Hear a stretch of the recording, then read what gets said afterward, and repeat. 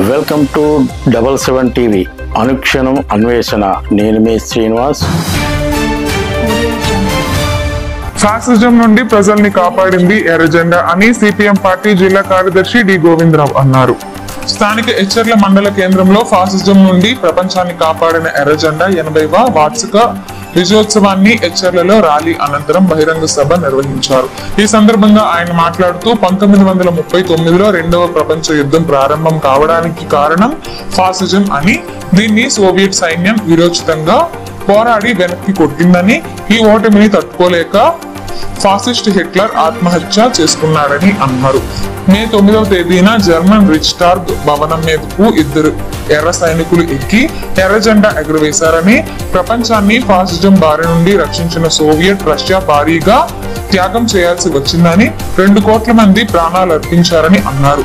దేశంలో వనరులన్నింటికీ కొద్దిమంది బడా కార్పొరేటర్లకు కట్టబెట్టడం, బ్యాంకులు, ఇన్సూరెన్స్, కీలక ప్రభుత్వ రంగాలకి కేంద్రంలోని బీజేపీ ప్రభుత్వం కార్పొరేటర్లకు అన్ని రకాల అవకాశాలు కల్పిస్తుందని విమర్శించారు. కార్మిక వ్యతిరేక లేబర్ కోడ్స్ కు వ్యతిరేకంగా మే 20వ తేదీన జరుగు దేశవ్యాప్త సమ్మెకు సిపిఎం పార్టీ సంపూర్ణ మద్దతు ఇస్తుందని అన్నారు.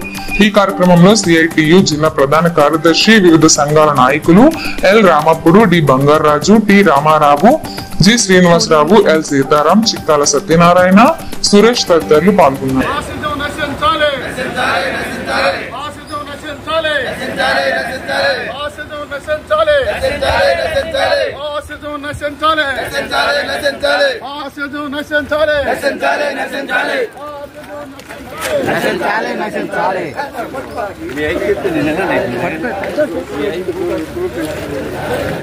చూస్తూనే ఉండండి నిరంతర వార్తా స్రవంతి మీ 77 టీవీలో.